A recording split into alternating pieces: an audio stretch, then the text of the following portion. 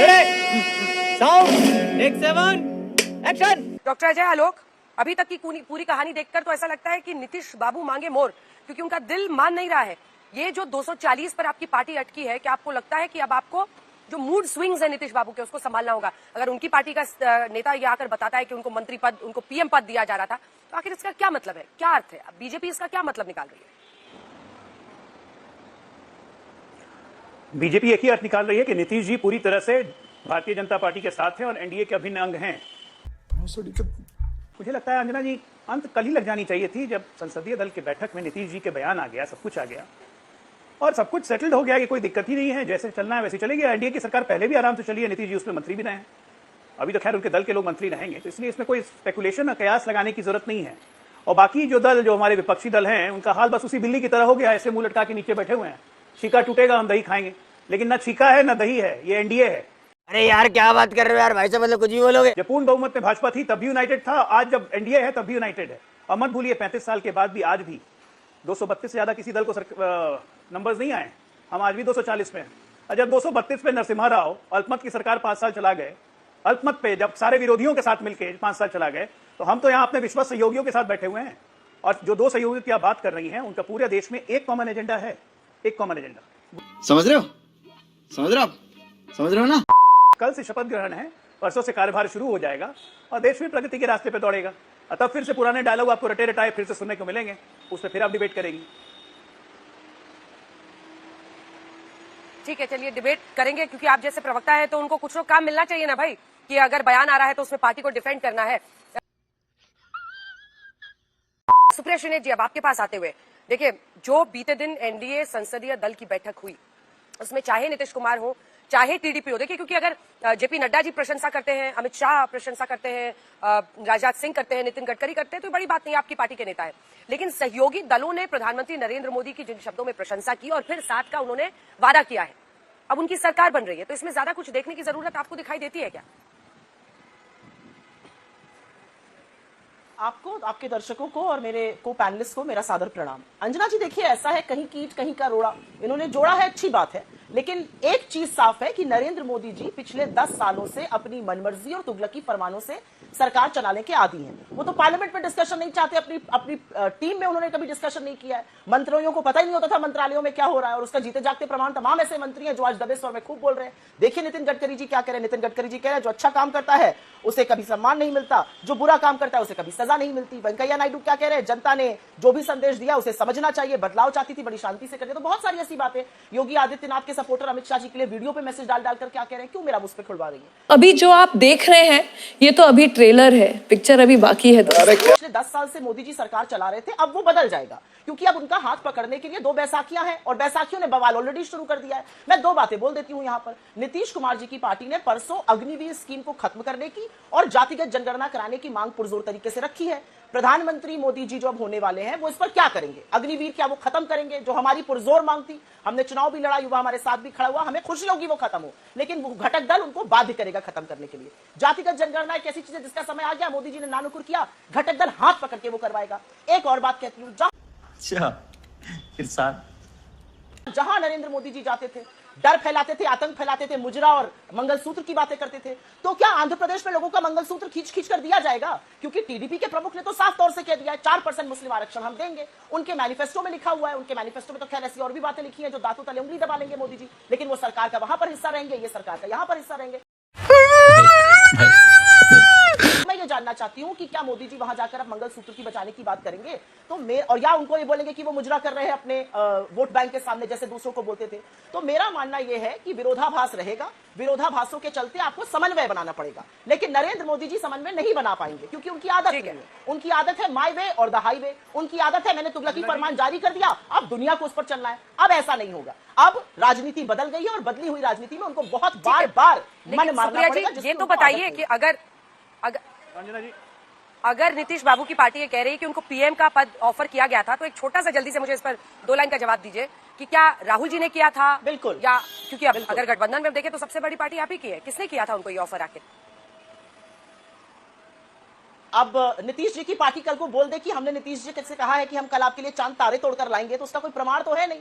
हम ऐसा क्यों करेंगे? हमने मुस्तैदी से चुनाव लड़ा, जनता ने इनको 63 सीटें इनकी कम कर दी, जनता ने इनकी सारी हेकड़ी निकाल दी, जनता ने इनको हरा दिया। उत्तर प्रदेश लेकर राजस्थान और महाराष्ट्र तक प्रधानमंत्री का स्ट्राइक रेट 85% 55% पे आ गया। और ये बात कर रहे हैं हमने, हम क्यों ऑफर करेंगे? इस तरह का प्लान करके प्रेशर बनाया जा रहा है बीजेपी पर। हमने अपने दम पर चुनाव लड़ा, अपने मुद्दों पर चुनाव लड़ा है, हम किसी और को क्यों प्रधानमंत्री पद ऑफर करेंगे? खत्म, bye bye, ta-ta, goodbye, गया। कांग्रेस पार्टी अपना अवलोकन कर नहीं रही है भाई। 14, 19, 24 तीनों सीट जोड़ दीजिए, हमारे 240 से कम है। गजब हालत है। मतलब देश की जनता ने नकार दिया कि राहुल गांधी प्राइम मिनिस्टर नहीं चाहिए। अब कांग्रेस पार्टी को राहुल गांधी नकार रहे हैं कि लीडर ऑफ अपोजिशन नहीं बनना है। उस पर अवलोकन नहीं होगा, उस पर चिंतन नहीं होगा, उस पर मंथन नहीं होगा। मंथन किस चीज पे है? मोदी जी कोalition चला पाएंगे कि नहीं? अरे जरा मोदी जी के इतिहास में जाइए।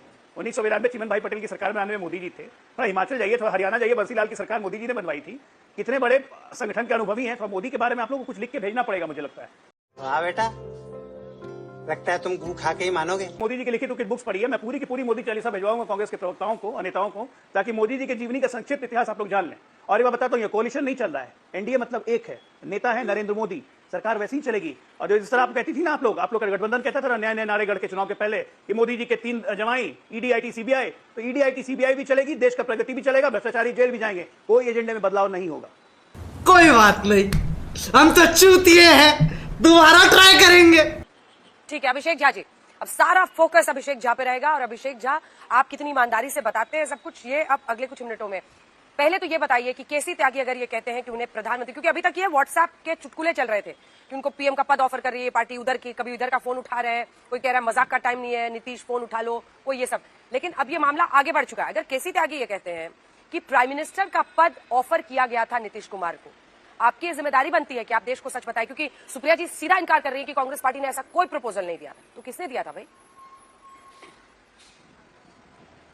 आपने जिगरे की बात की, बिहार के लोगों के पास कितना जिगरा होता है ये तो देश ने पहले ही देख लिया है। और सुप्रिया जी तक शायद ये बात नहीं पहुंच पाती होंगी, इसलिए सुप्रिया जी अपनी पार्टी की इज्जत को बढ़ाने के लिए और बचाने के लिए इसका खंडन कर रहे हैं। ये बातें बहुत हाई लेवल पर होती हैं अंजना जी। केसी त्यागी साहब हमारी पार्टी के बहुत वरिष्ठतम नेता हैं, उन्होंने अपनी बातों को कहा है। लेकिन महत्वपूर्ण ये है, प्रधानमंत्री पद का ऑफर देना महत्वपूर्ण नहीं है, महत्वपूर्ण ये है कि हमारी पार्टी को किसी भी ऐसे ऑफर में कोई दिलचस्पी नहीं। खाओ मां कसम। और 2 लाइनें मैं कह देना चाहता हूँ। नहीं, वापस दिखाइए अभिषेक झा जी। एक सेकंड मिस्टर झा को मेरे साथ दिखाइए। मिस्टर झा एक सेकंड। कोई एम्प्लॉय होता है ना जी, उसको अगर अपनी कंपनी में सैलरी बढ़ानी हो तो एक दूसरी कंपनी का ऑफर लेटर लेके आता है, होता है फला कंपनी तो मुझे ये पद दे रही है और इतनी सैलरी दे रही है, फिर वो यही वही ऑफर लेटर दिखा के अपनी सैलरी यहाँ बढ़वा लेता है। तो ये खेल नहीं चलेगा ना पॉलिटिक्स में कि उनको उस ऑफर में रुचि नहीं है, लेकिन बता गए, दबाव बना रहे हैं बीजेपी पर कि ज्यादा कैबिनेट मंत्री पद मिले। सीधा सीधा जवाब दीजिए, ये इशू है कि किसने ऑफर दिया, और अगर नहीं दिया तो झूठ बोला जा रहा है क्या? कोई झूठ नहीं बोला जाता है, और राजनीति और प्रोफेशनल लाइफ पूरी तरीके से अलग है। हम दबाव और प्रभाव की राजनीति में विश्वास नहीं रखते हैं। नीतीश जी ने इंडिया अलायंस की नींव रखी थी, N4 नीतीश उसमें बाहर चलेगा, इंडिया अलायंस तो उसी वक्त ध्वस्त हो चुका था। और मैं 2 लाइनें कह रहा था कि विकल्प मिलेंगे बहुत मार्ग भटकाने के लिए, और संकल्प एक ही काफी है लक्ष्य को पाने के लिए। हमने अपने लक्ष्य की प्राप्ति कर ली है अंजना जी। हमने लक्ष्य स्थापित किया था कि इंडिया को पूर्ण बहुमत मिले, पूर्ण बहुमत मिला। अब कांग्रेस पार्टी के लोग हों, इंडिया अलायंस के कई लोग हों, आपने देखा है ना भाई, हमने तो खबरें नहीं चलवाई थी कि शरद पवार जी अप्रोच कर रहे हैं नीतीश जी को, नायडू साहब को, या लगातार लोग नीतीश कुमार जी की तारीफों में कसीदे पढ़ रहे थे। आपने देखा कि राष्ट्रीय जनता दल हो, समाजवादी पार्टी के लोग हो, सब लोग। असल में दिक्कत यह है ना कि कांग्रेस पार्टी के पास एक अतिरिक्त बोझ है, अपने युवराज के इमेज की बोझ कांग्रेस पार्टी के ऊपर है, जो युवराज नेता प्रतिपक्ष बनने को तैयार नहीं है। हमने तो पहले भी कहा था, कांग्रेस पार्टी ने नेता प्रतिपक्ष का पद हासिल कर लिया है, विपक्ष के नेता बने, बहुत बड़ी उपलब्धि है। जीत हार के विषय में मत सोचिए, देश की जनता ने ठाना है राहुल गांधी को नेता विपक्ष बनाना है। देश की जनता ने तय किया है राहुल जी नेता विपक्ष बने, और हम उम्मीद करेंगे कि शायद वो सकारात्मक विपक्ष की भूमिका निभाएंगे। अब तो बहुत देर हो चुकी है, देखिए सत्ता विलाप है इनका, समझने की जरूरत है। तेरा तो गेम बजाना पड़ेगा। रिजल्ट्स नहीं आए थे, हम सरकार बनाएंगे। रिजल्ट आने शुरू हो गए, बीजेपी सरकार नहीं बना पाएगी। अब सरकार बन रही है तो नीतीश जी साथ नहीं आएंगे, नीतीश जी साथ में हैं तो इनके कितने मंत्री बनेंगे, और मंत्री जब बन भी जाएंगे तो ये कहेंगे सरकार ज्यादा दिन नहीं चलने वाली है, नहीं टिकने वाली है। देखिए इनकी उम्मीदों पर पानी जनता ने फेर दिया है। आने वाले 5 वर्षों में एक सशक्त और मजबूत सरकार चलेगी, बिहारियों की उसमें अहम भूमिका होगी निश्चित रूप से। हम पूरे देश के लिए बेहतर की कामना करते हैं, विकासवादी सोच पर राजनीति होगी, इनकी तरह नहीं है सब कुछ। Not bad. Now you. ठीक है, अब सुप्रिया जी इसका जवाब दीजिए। वो कह रहे हैं कि आप हर कदम पर सवाल खड़े कर रहे थे, सरकार भी बन रही है, नीतीश बाबू का साथ भी मिल रहा है, आप लोगों की उम्मीदों पर पानी फिर रहा है। हम हर कदम पर सवाल नहीं खड़े कर रहे थे। इनकी ऊपर की सांस ऊपर बीजेपी की और नीचे की नीचे रहती है अगर नीतीश जी एक बार फोन ना उठाए, क्योंकि पता ही नहीं है कि कब पलट जाएंगे। वो तो जो काजोल की पिक्चर थी ना डीडीएलजे वाली, इधर से कोई कह रहा पलटो, उधर से कह रहा कोई पलटो, कभी इधर पलट जाते हैं कभी उधर पलट जाते हैं। गजब बेइज्जती है। हमें कोई फर्क नहीं पड़ता। असलियत ये एक फोटो आ गई थी, तेजस्वी जी उनके साथ बैठे थे, बीजेपी पूरी हिल गई, घबरा गई, अरे चाचा जी कहीं पलट तो नहीं रहे। छोड़िए उन बातों को, मैं डंके की चोट पर यहां पर कह रही हूं। सीडब्ल्यूसी के बाद एक प्रेस कॉन्फ्रेंस हो रही थी, जनरल सेक्रेटरी ऑर्गेनाइजेशन केसी वेणुगोपाल जी, संचार के महासचिव जयराम रमेश जी ने वो प्रेस कॉन्फ्रेंस करी, उनसे भी यह सवाल पूछा गया, उन्होंने इसको बिल्कुल खारिज किया, ऐसा कोई ऑफर नहीं दिया गया। ये रिजाइन एंड रीनेगोशिएशन जो कॉर्पोरेट्स में होता है वो करने की कोशिश केसी त्यागी जी कर रहे थे। मगर क्यों? आपके चैनल पर भी वो चला, उसमें बोला था अग्निवीर और कास्ट सेंसस, वो इनको सुनाई नहीं दिया, वो इनको पता नहीं चला। तो जब घटक दल मांग कर रहे हैं, जब घटक दल मुद्दे उठा रहे हैं, वो सुनाई नहीं दे रहा है। जब घटक दल आप पर दबाव बनाने के लिए चीजें कर रहे हैं, वो सुनाई दे रहा है। राहुल गांधी की चिंता मत करिए, क्योंकि राहुल गांधी वो शख्स है जिसके बारे में प्रधानमंत्री ने पूछा था कौन राहुल, और उसी राहुल गांधी ने आपकी दिन का चैन और रातों की नींद उड़ा दी और आपको 63 सीटों से घबराकर बैसाखी पर लाके मजबूर कर दिया। तो याद रखिएगा कौन राहुल। बैंड बज गया। छोटा सा जवाब फिर मुझे भदौरिया साहब और मलूक नागर के पास जाना है। बस एकदम छोटा जवाब है, 30 सेकंड। देखिए इन्होंने कहा कि नीतीश जी कहेंगे कल को चांद तारे छोड़कर ले आओ, तो हम बोले आएंगे कि यार नीतीश जी की क्षमता है कि आपको दिन में तारे दिखा दिए हैं। आप जिस परिकल्पना में जी रहे थे कि एक फ्लॉप शो के रूप में राहुल गांधी जी को लॉन्च कर देंगे, उस लॉन्च को भी नीतीश जी ने सीधे से खारिज करके रिजेक्ट कर दिया है। तो नीतीश जी के विषय में तो मत ही बोलिए। और नीतीश जी से इतनी वैमनस्यता थी, बिना नीतीश जी के आप इंडिया अलायंस की परिकल्पना नहीं कर सकते। प्लीज मैं रिक्वेस्ट कर रही हूँ, आपके बीच में किसी ने नहीं बोला, ये चिल्ला चिल्ली नहीं, प्लीज आवाज नीचे, प्लीज आप अपनी अपनी बारी में इंतजार कीजिए, अपनी बारी में सब लोग बोलिए। मेरे लिए भी बहुत मुश्किल हो रहा है दो लोगों को एक साथ सुनना, फिर कोई कुछ गलत बोल जाएगा, बाद में फिर मामला बढ़ जाएगा। प्लीज अपनी अपनी बारी में बोलिए। अभिषेक जी पूरी कीजिए अपनी बात। ये विलाप है, चुप कर बे कुत्ते। फिर ये प्रेशर बनाने के लिए कर रहे हैं क्या? देखिए इस तरह का आरोप या तो फैक्ट्स के साथ होना चाहिए, क्योंकि आरोप नहीं है, सीधे कहना पीएम का पद दिया जा रहा था, ये तो बार्गेनिंग के लिए तरीका है ना। दूसरे कंपनी की ऑफर लेटर दिखाकर आप जो अपना सैलरी बढ़ाना चाहते हैं, कैबिनेट पद बढ़ाना चाहते हैं। अगर नहीं तो नेता का नाम बताइए, किसने बोला पीएम बनाएंगे? अभी मजा आएगा ना भिड़ो। देखिए एक बात को समझिए अंजना जी, यहां फैक्ट्स और फिगर्स की बात नहीं है, हमने अपना स्टैंड पहले क्लियर कर दिया है। अगर आप बार्गेनिंग जैसे शब्दों का इस्तेमाल यहां लगातार हो रहा है, हमने भाई अपना समर्थन दिया एनडीए को, नीतीश जी ने दस्तखत कर दिया। उसके बाद कहा कि हम अनकंडीशनल सपोर्ट देंगे। जिन मसलों को यहां सुप्रिया जी उठा रही हैं कि हमारी पार्टी के वरिष्ठ नेता केसी त्यागी साहब ने कुछ मसलों की चर्चा की है, उसका सरकार न बनने से कोई संबंध नहीं है। भाई हमारी पार्टी के बहुत सारे ऐसे मसले जिस पर हमारा स्टैंड अलग रहता है, क्या दिक्कत है? हमारे आंतरिक लोकतंत्र की खूबसूरती है झूठ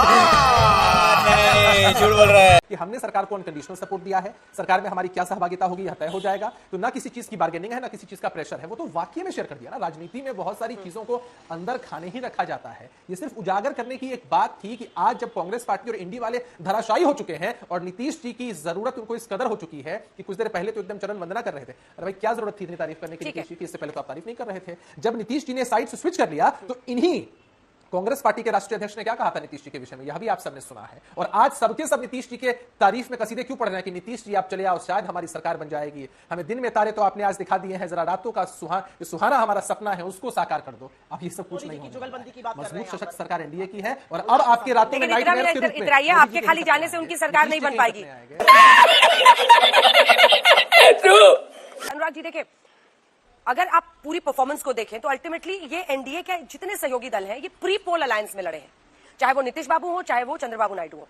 और ये पहली बार अलायंस बीजेपी के साथ नहीं हुआ इन पार्टियों का, इनको ऑर्गेनिक अलायंस पीएम ने भी कहा, क्योंकि टीडीपी हो पहले भी कई बार साथ रही है, चाहे आरएलडी हो पश्चिमी उत्तर प्रदेश में वो साथ रहे हैं, जेडीयू। और अब सबने पीएम की जमकर प्रशंसा की है, पूरा सहयोग दिया है, चिट्ठी दे दी है। अब इसमें आप लोग काहे को अवसर ढूंढ रहे हैं? अच्छी बात है कि भारतीय जनता पार्टी के कम से कम समझ में आया कि उनका गठबंधन का नाम एनडीए है।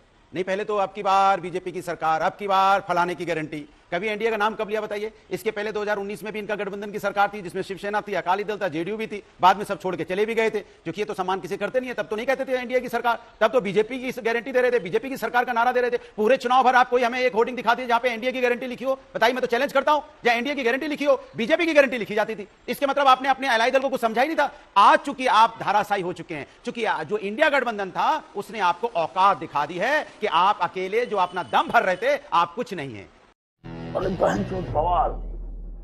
आपको एनडीए गठबंधन की जरूरत इसलिए पड़ रही है क्योंकि आपको इंडिया गठबंधन ने 240 पे लाके रोक दिया है। तो आपके पास अब बहुमत नहीं है, आप अल्पमत में हैं। इसलिए आप आइए, नीतीश बाबू जी आप भी आइए। यही जो प्रवक्ता हमारे साथ बैठे, इन्होंने क्या क्या शब्दों का इस्तेमाल किया था नीतीश जी के बारे में जब उन्होंने विधानसभा में अपना एक स्पीच दी थी। यही भारतीय जनता पार्टी के नेता है। चंद्रबाबू नायडू जी जेल चले गए तो कौन बीजेपी के नेता मिलने गया था? अभी कुछ लोग दिखाएंगे हम 1999 से मेरा इनका संबंध है। ऐसा संबंध है कि उनसे मिलने तक नहीं गए थे, उनका हालचाल भी नहीं लिया। आज जब आपको लगा कि आपको वहां पार्टी खड़ी करनी है तो उनके साथ गठबंधन कर लिया चुनाव के पहले, उसके बाद वो जीत के आ गए, आपकी सीटें कम पड़ गई, तब आपके लिए वो भगवान हो गए। आप लोग भी तो अलायंस में लड़े थे।